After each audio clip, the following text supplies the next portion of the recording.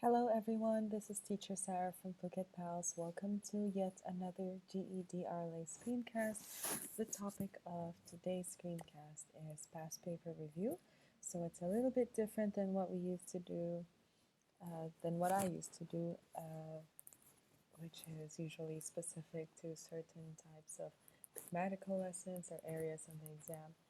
But this time, let's look at certain types of questions. And if you have any questions, of course, about the type of questions that we have here, for example, maybe central idea or author's purpose, which I have a video on actually, you can look through our uploads, hourly uploads, and you'll find a lesson that I've done about author's purpose. And you can just leave your comments below and tell me what is it that you'd like to know or have a little bit of more focus on, and we'll do that. Anyway, let's get right into it. So here is an excerpt from a past paper. I'm going to read it for you. If you want to read it for yourself, you can pause the video and or forward the video after and skip right to the questions. All right, so let's get right into it. So the title is, or the heading is, what makes this novel so interesting? So actually that little blurb there before we get started is very important because it helps you to maybe have a little bit of focus and kind of get the main idea of what is going to be talked about here. So maybe it's about the novel, or what makes it interesting, or what is in the novel that makes it an interesting read or something.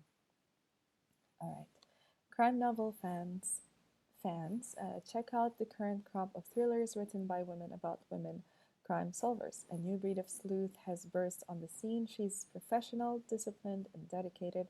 A hot date matters less to her than a hot clue. She's also more ethical and humane than her male counterparts. In fact, all around nicer, and must contend not only with the killer but with the hostility she arouses in those who are threatened by her strength.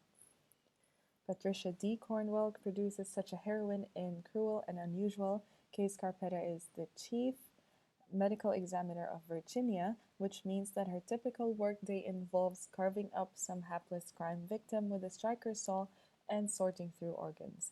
The pace is unrelenting, the suspense nerve-jangling, the dialogue scalpel-sharp, characters are deftly drawn. The workaholic Kay has a tragic love affair in her past. Mark's death had left a tear in her soul. Her sidekick, Marino, a police lieutenant, is both gruff and lovable. Kay's precocious niece, Lucy, helps track the killer with her computer savvy. The love interest in the book is not romantic, but between the middle aged Kay and Lucy, a kind of surrogate daughter. Throughout, you're showered with info on high-tech methods of crime detection, as in a sequence in which Kay and colleagues return to the scene of a 10-year-old murder and reenact it through the latest chemical potions. It was particularly moved I was particularly moved by Kay's confrontation with a former law school professor whom she has always resented. He browbeat her, he confesses, because he didn't want her to lose herself in love. I was determined that you would not waste gifts and give away your power. Cornwell's Case Carpetta is a woman functioning at the peak of her powers, which she is truly a heroine of our times. From Female Suspicions by Erica Abio. Right, so let me get my pen here so we can dissect these later on. So let's look at the first question. Based on lines 1 to 3, which of the following works is similar to Cruel and Unusual? Let's look at our options. A TV show about a police lieutenant and his niece. Is it a TV show based on what we talked about? And is it about a police lieutenant and his niece? No, it is not. A documentary about female artists produced by a woman. There's a possibility, I think. All right. But let's check out the other questions. Let's do the elimination method here. I think that it's a really interesting and a really good way to answer questions in the GED exam, at least for the RLA section, to just eliminate which ones don't fit. If they don't make sense, kick it to the curb. But also, please remember that 50% correct is 100% wrong. Just because says a little bit, it says something that's a little bit related to what's happening in the exam, but in the passage or in the article, but then you're not quite sure about the rest of the sentence or part of the question, then take it away, right? For example, a novel, this is a novel, right? Crime novel fans, but then it says a gruff law school professor. But it's not about a gruff law school professor, it's about Kay Scarpetta, the chief medical examiner of Virginia. That's who the story is about, and she's not a law school professor. A movie written and directed by a woman. It is written by a woman, but it is not a movie because as we've already discussed, it is a crime novel. So that's a no. A magazine article about women's changing roles. This is too broad and not at all what this article or this passage is talking about. Right, so let's take that away, and we are left with one answer. A documentary about female artists, right? This is about Kay Scarpetta, produced by a woman, written by women, about women crime solvers. All right. According to the reviewer, the dialogue in Cruel and Unusual is sappy and emotional. Let's look at where we found the word dialogue. Or if the word dialogue doesn't exist, look for something that is related to the word or is synonymous to the word. So the pace is unrelenting, the suspense nerve jangling, the dialogue. I can't make a straight line. Oop, that's even worse. Dialogue, scalpel sharp. Right, so let's see. Sappy and emotional, does that make sense? Nope. Tired and dull, based on what we know about the story, it is not. It's quite interesting and quite suspenseful and thrilling. Unrealistic and outdated, doesn't make sense, doesn't it? So I actually would be confused if it's direct and concise or graphic and gruesome, because it says here, which means that her typical workday involves carving up some hapless crime victim with a striker saw and sorting through organs. They reenact the scene of a 10-year-old murder through the latest chemical potions. But then scalpel sharp doesn't necessarily mean that it is graphic and gruesome. It's just that it's direct and it's to the point, right? So let's choose this one. Although the use of a scalpel could be thought of as graphic and gruesome for some, maybe afraid of blood, whatever. According to the review, which of the following is not a part of the novel's plot? Right. Crime reenactment mentioned here, right? So nope.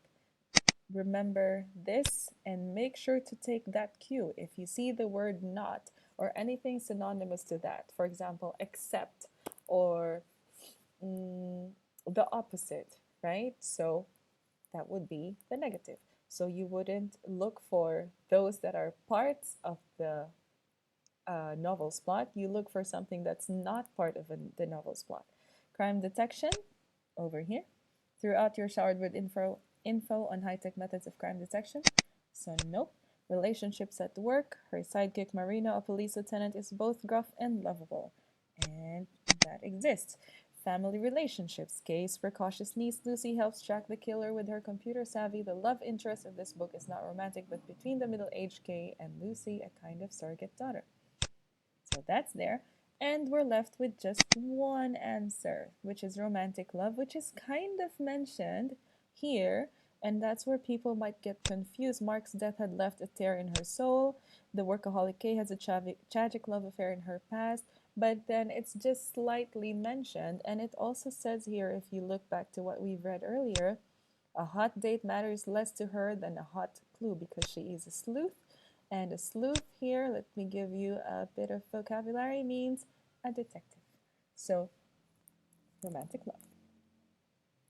Which of the following best restates the professor's explanations in lines 36 to 37? Let's look at that. This is 35, so this would be 36, 37. I was determined that you would not waste gifts and give away your power. And this is, he says, this is the reason why he browbeat her. So let's look at the our options. I wanted you to become a professor. I don't think that quite says that, right? I think we can all agree on that. I wanted you to get married and have a family. That is so far removed from what has been said. You worked too hard in school, but then he browbeat her. So there's probably a reason, which is probably that she didn't work too hard in school because she was in love and he didn't want her to lose herself in love and waste away her gifts. I knew you would never fall in love. Again, that is so far removed from what has been talked about, so nope. And this is the closest one. Honestly, you don't even have to do the elimination method all the time. You can just look at the answer. Sometimes it's just as clear as possible. I was determined that you would not waste your gifts. I wanted you to achieve your full potential. So there you go. That was quite easy, I think. If you have any questions, something that you're confused about, of course, leave comments below and I will get to it as soon as I can. Now let's try another one. This one here, these ones here are poems. Okay, so let's get right into it. Can you see these women clearly? Again, another hint on what the questions might be about. Proletarian portrait.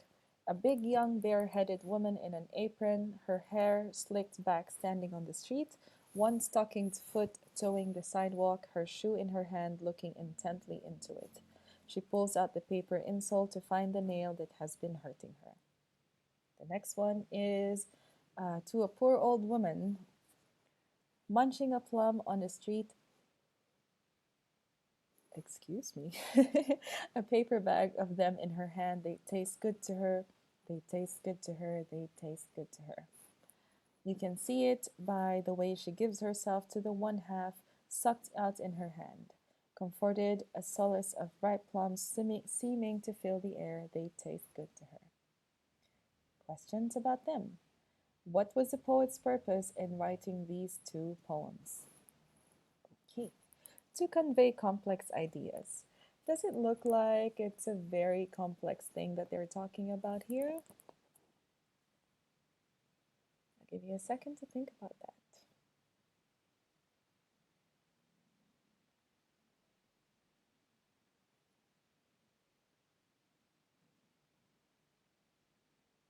Of course, you can pause the video if you'd like some more time to think about it.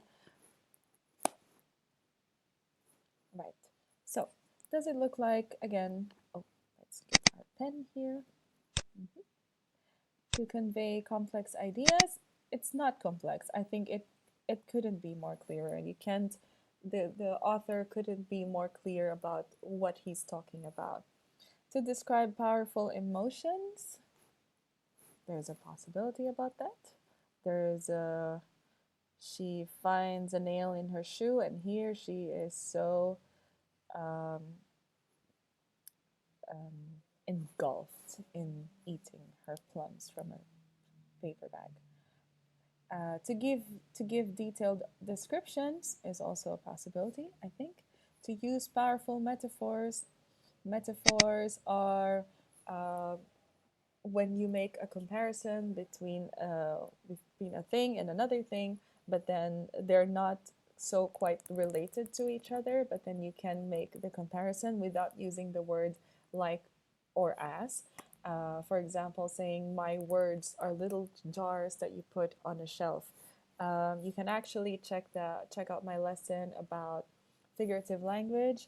I've uploaded one, or I have one, and you can search for them on our channel. Yep, if you want to know more about figurative language.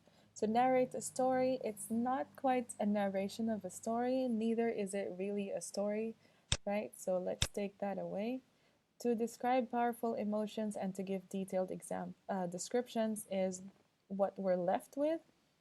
But then again, here, I think I mean, it looks like to me that it's not quite about their emotions, but the details. Like there's so much details in it. A big, young, bareheaded woman in an apron, her hair slicked back, standing on the street, one stockinged foot toeing the sidewalk. There's just too much details in there to for it to be about emotions. So I'm gonna go with to give detailed descriptions. Right. What central idea do these two poems share? Central idea is main idea, right? If you want to learn about how to get the main idea of a text, leave a comment below and I would be happy to give you that or to provide you information on that. Ordinary details of life are important? Probably. Women have difficult lives? Probably. These two poems are about women. Poverty and hardship are ennobling. I think that might be too general and doesn't really give us too much detail, too much information on what we're going to be reading about, or that it's um, too broad a topic to be about just these two. Food and clothing are basic human needs. Again, doesn't really hit the spot there. All humans suffer pain, but this is really just about two women. All humans do suffer pain, but we're going to focus on this.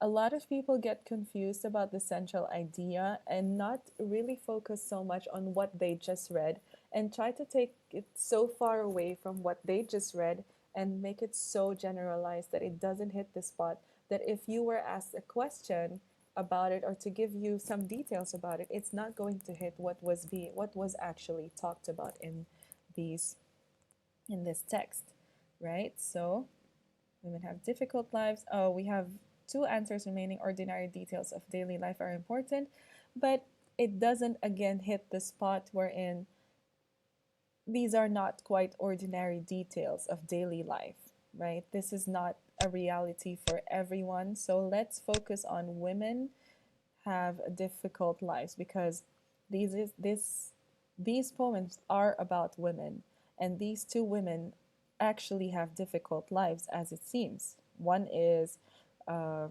they're both on the street. One is eating on the street, and one is barely, making it through the day. She has her one of her shoes in her hand, and yeah, something is hurting her.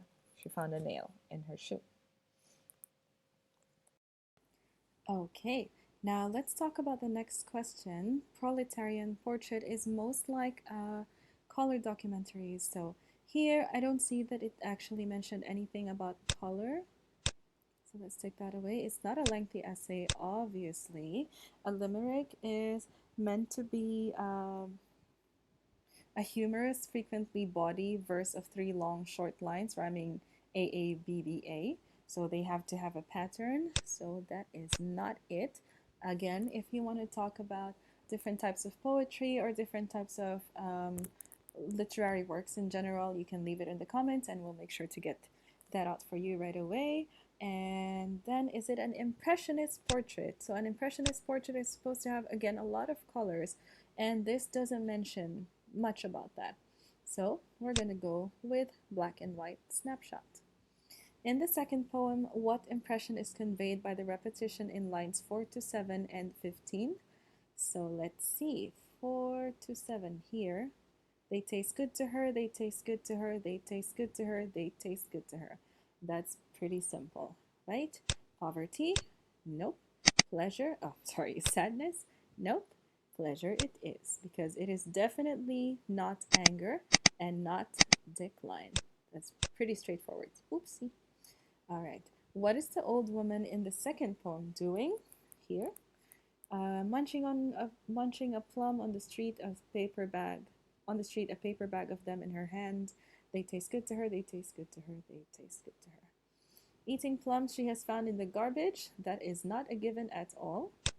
Eating a plum from a paper bag of plums, yes it is. Again, you don't have to do the elimination method all the time. If the answer is quite visible or is easy to be found, just go straight right ahead to it. But of course, check everything else. And like I said earlier, 50% correct is 100% wrong.